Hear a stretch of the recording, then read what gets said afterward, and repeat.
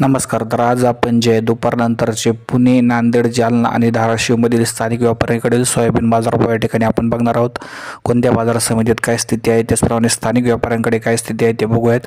पुणे जिल्ह्यामध्ये जर बघितलं तर जे आहे सोयाबीन सध्या कमी उत्पादन आहे यावर्षी.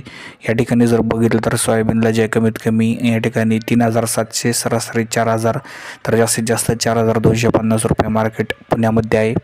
नांदेडमध्ये जर स्थिती बघितली तर आवक मापात आहे.